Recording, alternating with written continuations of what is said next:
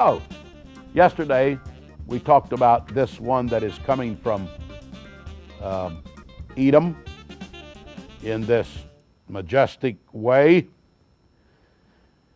And when he comes, the watchman asks who he is. Because he comes so boldly. What is this, Tuesday? If you don't know what I'm talking about, you got to go back and listen to yesterday's blog. But he's coming so boldly. Who is he? And the watchman wants to know. And the response when he asks him who he is I that speak in righteousness, mighty to save. That's who I am. And if you read the Hebrew on these verses, this man that comes is walking with a swagger like a mighty man. That's how he's coming. And so the next question that the watchman asks him as he looks at him, he says, well, why art thou red in thine apparel, and thy garments like him that treadeth in the wine fat? Meaning the grapes were red, and when somebody treads out the grapes, it splatters all over them, and their garments are all stained with red, and their hands and their feet, and it gets in their hair and on their face. And that's what he looked like. And he said, who are you that's coming like this? And our hero, our majestic figure responds, I have trodden the winepress alone.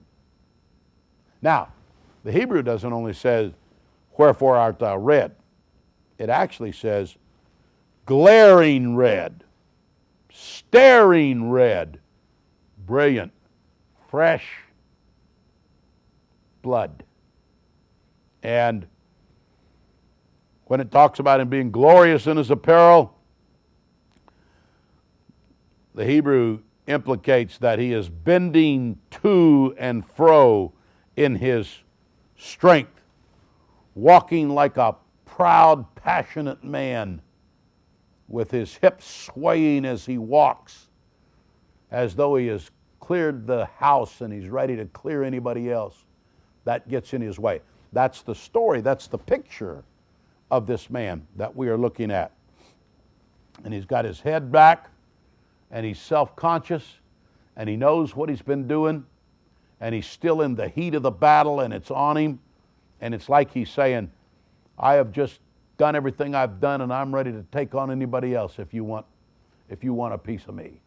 So this is the idea that he comes with. He is swollen up, he is angry, and he is victorious, and the heat of the battle is still upon him. So I think you can understand that. And when it says he's traveling in the power of his strength, the Hebrew word there actually means to tip over. He is kicking things over as he comes. Anything gets in his way, clearing it out, shoving it over, saying, get out of my way. So this is an example of a very passionate and determined and mighty and majestic individual that has come from Bozrah, from Edom. And so, who is he? And what's he been doing? Well, he is coming from a great fight. In fact, he's coming from the greatest fight there ever was in the history of the world. He is coming from that fight. That's why this story is so important. That's why this story is not just another sermon.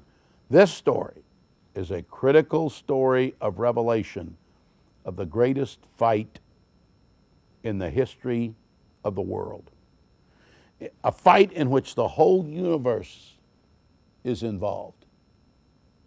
A fight that has very real implications for you and I. You may just be a common Joe or housewife or student and think that you're not much. But this fight affects you and it affects me very directly and very personally. So, see you tomorrow.